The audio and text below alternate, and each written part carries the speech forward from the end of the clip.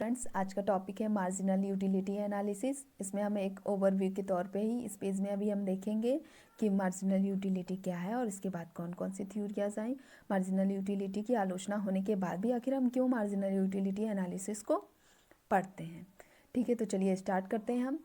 जो DX है यहाँ पर डिमांड है, DX जो है यहाँ पर आपका डिमांड है, यहाँ पे DX जो फंक्शन है PX PY PZ ETC, okay. और DX है demand of X good, PX equal to PY, P price of X good है, I इक्वल टू इनकम है, PY PZ रिलेटिव गुड्स हैं आपके। ठीक है, अब मार्जिनल यूटिलिटी एनालिसिस की तीव्र आलोचना तो हुई, लेकिन इसकी आलोचना के बाद अन्य थ्योरियाँ भी आई जो है indifference curve, Samuelson revealed preference theory, Hicks neological ordering theory.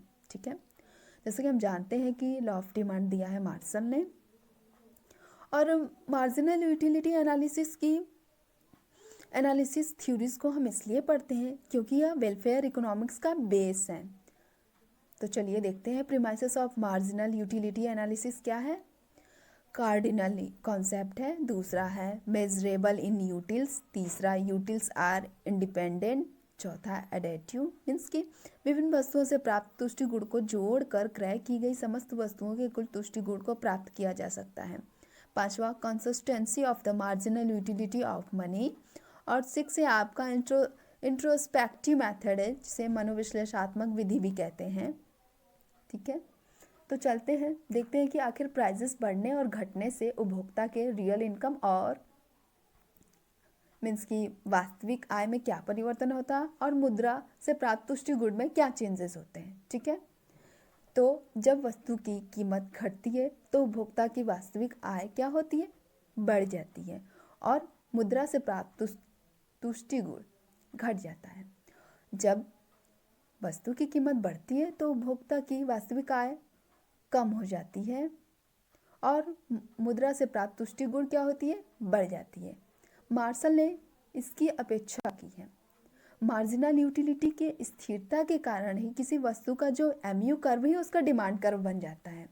ठीक है, यदि MU जो मार्जिनल यूटिलिटी ऑफ मनी स्थिर नहीं रहता तो वस्तु का डिमांड कर्व जो है प्राइस कम होने पर MU कर्व से ऊपर होगा और प्राइस अधिक होने पर उसके नीचे होगा। लेकिन मार्जिनल यूटिलिटी एनालिसिस में यहाँ प्रीमाइसेस में आप देख रहे हैं कि यहाँ पे consistency of the marginal utility of money माना गया है।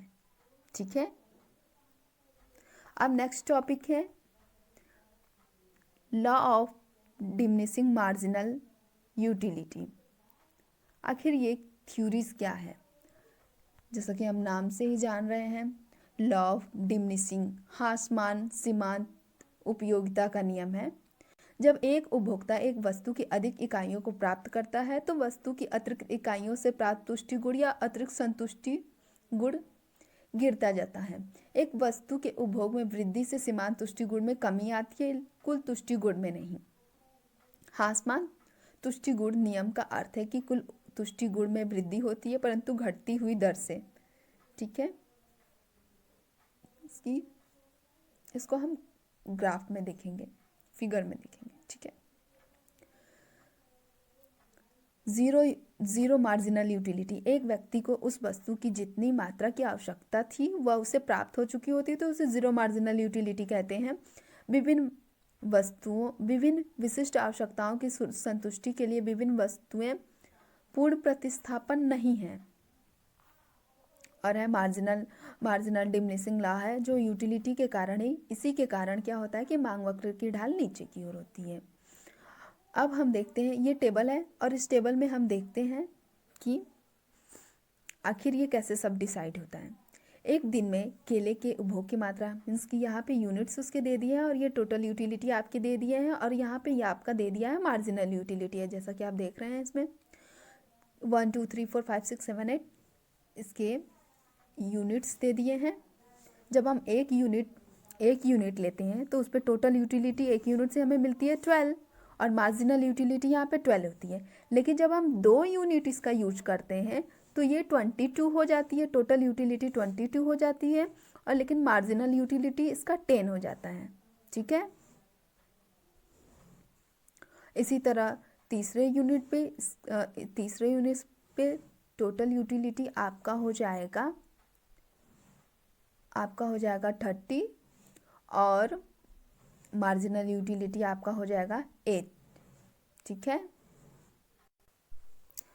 तो 6 यूनिट्स पे हम देखते हैं कि यहाँ पर ये टोटल यूटिलिटी आपका हो जाता है 41 होने के बाद टोटल यूटिलिटी देखते हैं कि इंक्रीज करते करते करते यहाँ पे फिर ये डिमिनिशिंग पोजीशन में अपने पहुँच जाता है, 39 हो जाता है, फिर उसके बाद 40 होता है, ठीक है। तो अब मार्जिनल यूटिलिटी देखते हैं, यहाँ पर ये 1 हो जाती है और 1 के बाद क्या होता है, मार्जिनल यूटिलिटी यहाँ पर 1 तो हो गया है, 1 के बाद अब इससे आगे हम जाएंगे तो ये निगेटिव होती जाएगी, ठीक है। तो यहाँ पर 6 यूनिट पे आपकी टोटल यूटिलिटी आएगी 41 और मार्जिनल यूटिलिटी आएगी आपकी 1, ठीक है। इसको ग्राफ से देखते हैं हम, इसको गोसेन का फर्स्ट लॉ भी कहते हैं, ठीक है।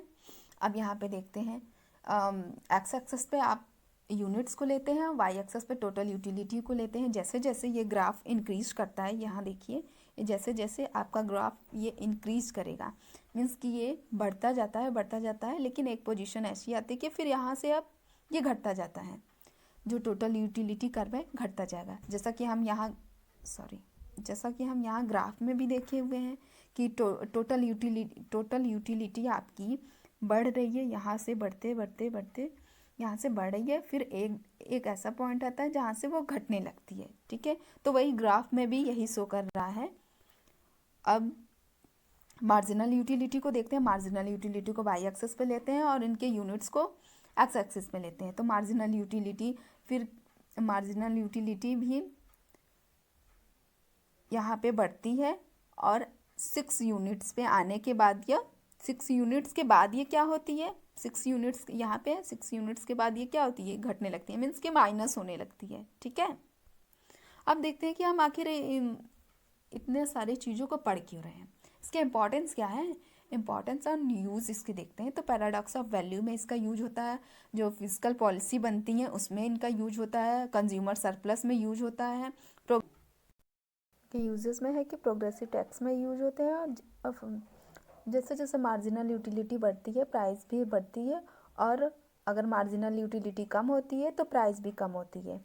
अब नेक्स्ट इसकी थ्योरीज है equi marginal utility consumer equilibrium, जिसको गोसेन का सेकंड लॉ भी कहते हैं, law of substitution, law of maximum satisfaction, law of indifferences इसको बोलते हैं। इसमें देखते हैं कि इस थ्योरी में क्या है।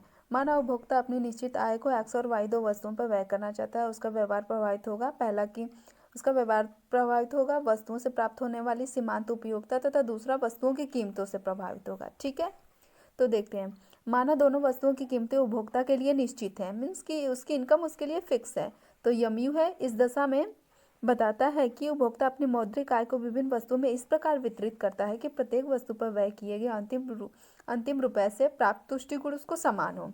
एक वस्तु पर किए गए मौद्रिक व्यय से प्राप्त जो मार्जिनल यूटिलिटी है को उस वस्तु की एक इकाई से प्राप्त तुष्टि गुण को उसकी कीमत से विभाजित करके ज्ञात किया जा सकता है। यहाँ पे देख रहे हैं कि मार्जिनल यूटिलिटी इक्विलिब्रियम कहाँ पे है, M U X upon P x, जहाँ पर यम यू एक्स जो है मार्जिनल यूटिलिटी ऑफ एक्स है और पी एक्स जो है प्राइस ऑफ एक्स है, ठीक है। यहाँ पे इसकी कुछ कंडीशन दी हुई है कि M U X upon P X not equal to M U Y upon P Y, तथा M U X greater than M U X upon P X greater than M U Y by P Y. तो उपभोक्ता वस्तु x का वस्तु Y से प्रतिस्थापन करेगा, जिससे वस्तु एक्स का जो मार्जिनल यूटिलिटी गिरेगा और वस्तु वाई का मार्जिनल यूटिलिटी बढ़ेगा। वस्तु एक्स का प्रतिस्थापन वाई से तब तक करता रहेगा जब तक कि ये इक्वेशन हमें प्राप्त न हो जाए, M U X equal to P X equal to M U Y upon P Y. मौद्रिक आय जितनी अधिक होगी उसके लिए मुद्रा का जो मार्जिनल यूटिलिटी उतनी ही कम होगी, ठीक है। इसके कंडीशन यहाँ पे दे दिया है कि पहला condition M U X upon P X equal to M U Y upon P Y है, M U X upon M U Y equal to P X upon P Y है।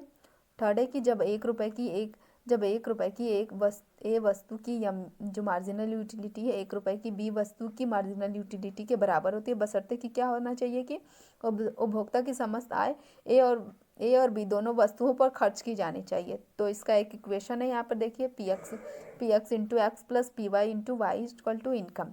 लिमिटेशन में इसके होते हैं कि इसमें उपभोक्ता विवेकशील नहीं होते हैं कि वे सही प्रकार से मार्जिनल यूटिलिटी की गणना कर सके।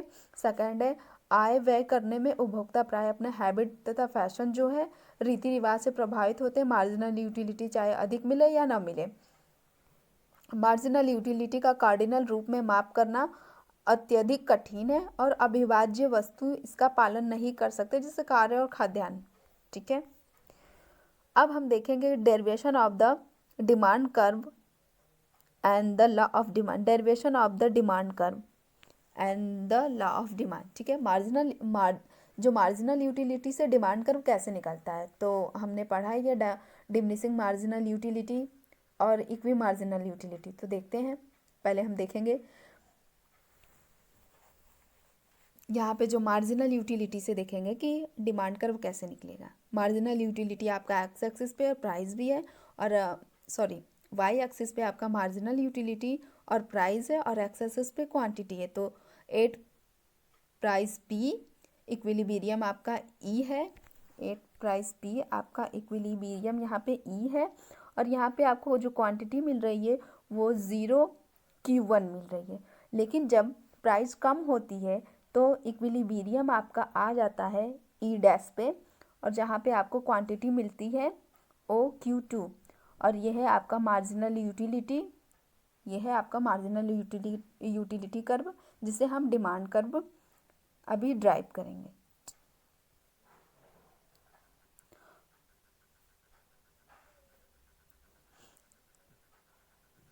मीन्स कि इसमें डिमांड कर्व जो है कि मार्जिनल यूटिलिटी और डिमांड कर्व सेम ही है इसमें। ठीक है, अब इक्वी मार्जिनल यूटिलिटी के अनुसार एक उपभोक्ता विभिन्न वस्तुओं के क्रय के संबंध में तब संतुलन में होता है जबकि विभिन्न वस्तुओं से प्राप्त उसको जो मार्जिनल यूटिलिटी उसकी कीमतों के समानुपात हो। ठीक है, ये इसका इक्वेशन दिया हुआ है, M U X upon P x, और ये एच है, Q1 Q2 Q3 दिया हुआ है, और इससे हम यहाँ पे ये डिमांड कर्व इसको से डॉट डॉट डॉट डॉट करके यहाँ से मैच करते हैं, और इससे हम एक डिमांड कर्व निकालते हैं।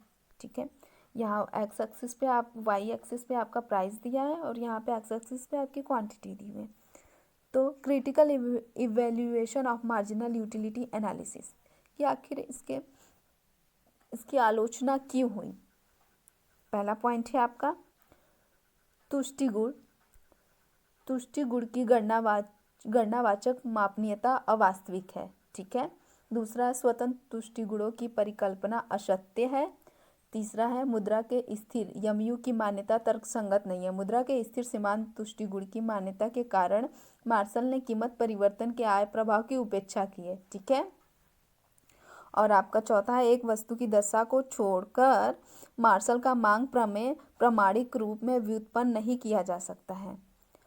पांचवा है एमयू विश्लेषण कीमत प्रभाव को प्रतिस्थापन एवं आय प्रभाव में विभाजित नहीं करता है। ठीक है, जो मार्जिनल यूटिलिटी एनालिसिस है इसमें कीमत प्रभाव को हम सब्स्टिट्यूशन इफेक्ट और इनकम इफेक्ट में डिवाइड नहीं कर सकते हैं, लेकिन आगे आने वाली थ्योरीज को अगर हम पढ़ेंगे तो उसमें ये हमें डिवाइड मिलेगा। मीन्स कि हम उसको ये प्राइस इफेक्ट को हम डिवाइड कर सकते हैं सब्स्टिट्यूशन इफेक्ट और इनकम इफेक्ट में। ठीक है, छठवां पॉइंट है मार्शल गिफेन पैराडॉक्स की व्याख्या नहीं कर सकें। मार्शल एक और कमी है इस थ्योरीज की, क्योंकि इसमें जो गिफेन पैराडॉक्स है इसकी व्याख्या वो नहीं कर पाए। आखिर ऐसा क्यों होता है। तो आज के लिए इतना ही, डेट्स ऑल। ये है आज आपके टॉपिक। ठीक है, नेक्स्ट टॉपिक में फिर मिलते हैं। Thank you.